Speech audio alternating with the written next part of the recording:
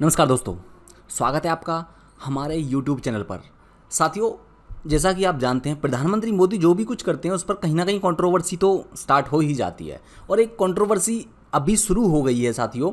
हाल ही में जैसा कि आप जानते होंगे कि प्रधानमंत्री मोदी ने जो सेंट्रल विस्टा प्रोजेक्ट है जिसके तहत हमारी नई पार्लियामेंट की बिल्डिंग बन रही है दोस्तों, वहाँ पर उसकी छत पर प्रधानमंत्री मोदी के द्वारा अशोक स्तंभ का अनावरण किया गया था और इसी चीज़ को लेकर के एक देश में बहुत बड़ी कंट्रोवर्सी जनरेट हो गई है साथियों।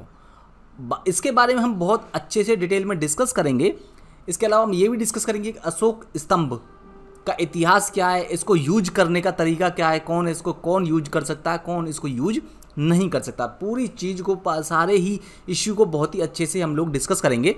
आप लोग बने रहिएगा वीडियो में लास्ट तक, आपको बहुत अच्छी जानकारी और बहुत सारी चीज़ें जानकारी इसके बारे में मिलेंगी कि अशोक स्तंभ को जो बनाया गया है पार्लियामेंट्री बिल्डिंग में, जो नई पार्लियामेंट्री बिल्डिंग बन रही है, इसके जो अलग अलग फैक्ट हैं जो कि आपके एग्जाम के पॉइंट ऑफ व्यू से भी इंपॉर्टेंट है, तो इसलिए पूरी वीडियो देखिएगा साथियों।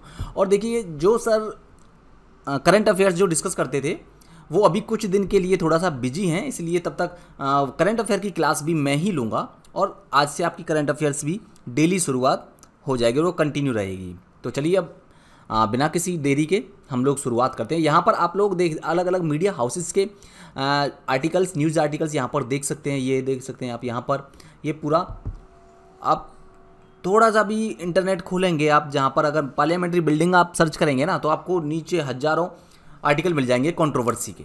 तो ये कंट्रोवर्सी क्रिएट हो गई है देश में। आप यहाँ पर ये पिक्चर्स देख सकते हैं, ये अशोक स्तंभ है जिसका अनावरण प्रधानमंत्री मोदी जी के द्वारा पार्लियामेंट्री बिल्डिंग में किया गया है। इसके अलावा यहाँ पर आप लोग ट्वीट भी देख सकते हैं ANI का।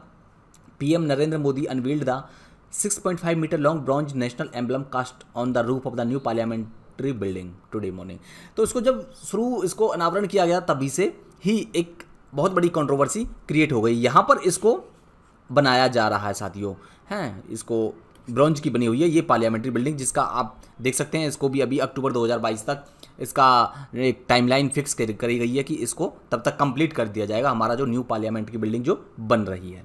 यहाँ पर आप ये देख सकते हैं, ये पिक्चर है, ये वाला जो पिक्चर है ना, ये तो हमारा पुराना पार्लियामेंट है। पुराना जो पार्लियामेंट जो अभी फ़िलहाल जो जहाँ पर हमारी सांसद बैठते हैं वो ये बिल्डिंग है, और जो नई बनकर तैयार हो रही है वो ये वाली है साथियों। इसका अपने आप में ही बहुत बड़ा महत्व है। 13 ये एकड़ में बनाई जा रही है ये बिल्डिंग, और अब जो है इसको अक्टूबर तक इसको कंप्लीट होने की संभावना है।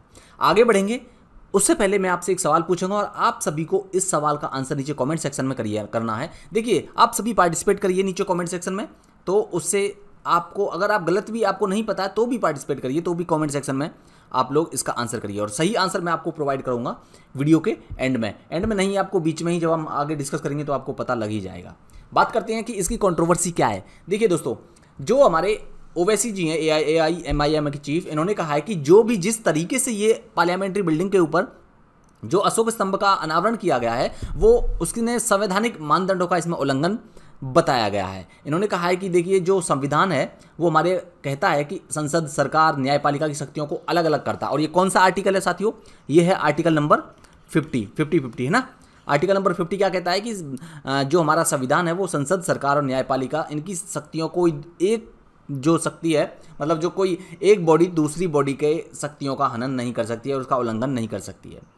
आगे इन्होंने लिखा है कि ये जो है, जो लोकसभा अध्यक्ष हैं, ये प्रतिनिधित्व करते हैं लोकसभा का, तो ये सरकार के अधीनस्थ नहीं है। और जिस तरह से यहाँ पर आप देख सकते हैं कि ये ओम बिरला जी हैं, ये यहाँ पर मोदी जी के साथ में पूजा में शामिल हुए हैं, इस अनावरण में भी शामिल हुए। तो उन्होंने कहा है कि ये सरकार का प्रतिनिधित्व, ये लोकसभा का प्रतिनिधित्व करते हैं, केवल सरकार के ये पपेट नहीं है ये। तो इसलिए इसके ऊपर भी इन्होंने क्या किया है, इसके ऊपर भी इन्होंने क्वेश्चन उठाया है। तो इस तरह से, जिस तरह से इन्होंने राष्ट्रीय प्रतीक का अनावरण किया है उसे नहीं करना चाहिए था, ये इनका कहना है। ये तो हो गया ओवैसी जी की। आगे कुछ और, जो जैसे कि कांग्रेस और CPM, इनका कुछ अलग नज़रिया है। इन्होंने कहा है कि जिस तरह से जब इसको अनावरण किया गया तो दूसरी पार्टियों को न्योता दिया गया था, तो हमें न्योता क्यों नहीं दिया गया इस संसद से जुड़े कार्यक्रम में? क्योंकि इनका ये कहना, और कहीं ना कहीं तर्क भी सही है, कि संसद से जुड़ा कार्यक्रम है, इसमें सभी पार्टियां इसका पार्ट हैं, तो सभी को बराबर का इसमें भागीदारी होनी चाहिए थी, सभी को यहाँ पर बुलाया जाना चाहिए था। लेकिन ऐसा नहीं हुआ, तो ये कांग्रेस ने इसके ऊपर यहाँ पर इस तरह से इन्होंने कहा है। जबकि सीपीएम का कहना है कि जो भी पूजा पाठ यहाँ पर किया गया है वो ठीक नहीं था, उस तरह से नहीं करना चाहिए था। तो ये सीपीएम के द्वारा ये टिप्पणी यहाँ पर की गई है, ट्वीट किया गया है। तो ये तो रही कंट्रोवर्सी की बात। अब इस हम बात करते हैं जो हमारे एग्जाम के लिए भी इंपॉर्टेंट है, वो है कि जो अशोक स्तंभ का अनावरण किया गया इसकी क्या क्या खासियत हैं। देखिए, जैसा कि ये जो अशोक स्तंभ बनाया जाएगा इसको 8 अलग अलग स्टेजेस में इसको साथियों बनाया गया है।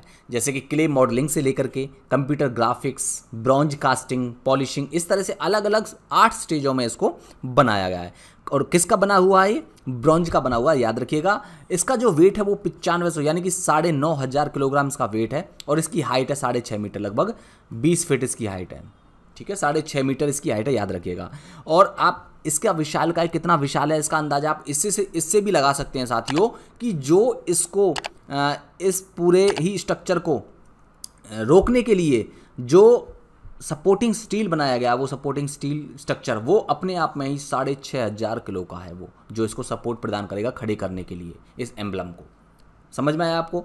आगे चलते हैं। अब हम जानते हैं कि इस अशोक स्तंभ का इतिहास क्या रहा है। देखिए, जैसा कि हम जानते हैं अशोक स्तंभ को जब हमारा देश आज़ाद हुआ था और उसके बाद में संविधान लागू हुआ था 26 जनवरी 1950 को, तो इसको हमारे राष्ट्रीय प्रतीक के रूप में इसको अपनाया गया था और इसे शासन, संस्कृति और शांति का सबसे बड़ा प्रतीक माना जाता है साथियों।